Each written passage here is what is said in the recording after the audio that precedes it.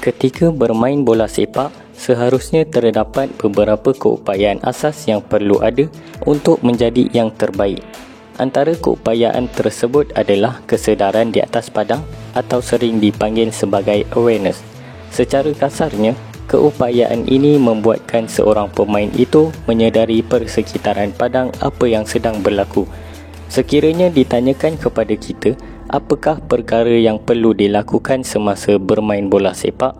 Kebanyakan daripada kita akan menjawab perlu melakukan hantaran, menggelecek maupun membuat percubaan. Namun, jarang sekali kita memberi jawapan seperti melihat bahu, head up, peka kedudukan rakan pasukan dan juga decision making. Daya awareness ini menuntut pemain lebih peka keadaan sekeliling dalam pelbagai keadaan dan situasi.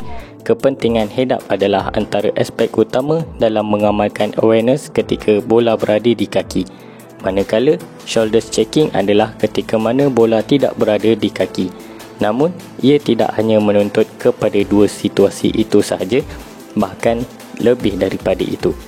Katakan, kita merupakan pemain tengah dalam situasi di mana rakan pasukan baru sahaja memenangi bola.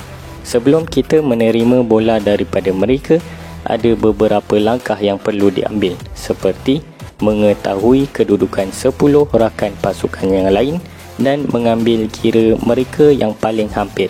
Kemudian, mengesan rakan yang paling sesuai untuk menerima hantaran daripada kita menerusi aspek free zone agar bola tidak kembali ke kaki pihak lawan, ataupun memutuskan untuk membawa bola sekiranya mendapati rakan pasukan dalam marking zone.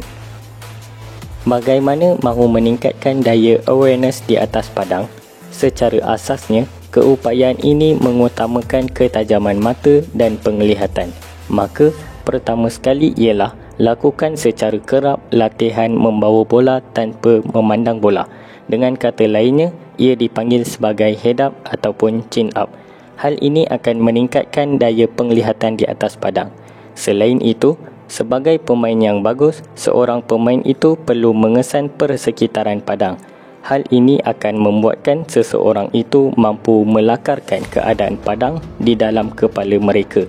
Sekaligus akan memudahkan untuk membuat keputusan sama ada mahu menggelecek, melakukan hantaran atau mencipta percubaan mengikut kesesuaian situasi. Hernandez merupakan antara pengesan terbaik dalam sejarah bola sepak. Secara purata, Xavi akan mengesan persekitaran padang sebanyak 8.3 kali setiap 10 saat. Legenda Chelsea Frank Lampard juga melakukan hal yang sama dengan kiraan sebanyak 6.2 kali purata dalam 10 saat.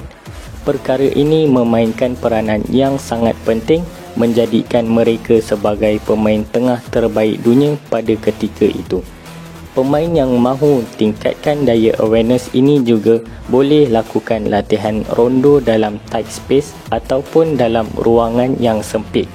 Latihan seperti ini akan menjadikan pemain lebih pantas ketika berfikir serta membuat keputusan. Juga meningkatkan keupayaan kawalan bola dan skil sentuhan pertama.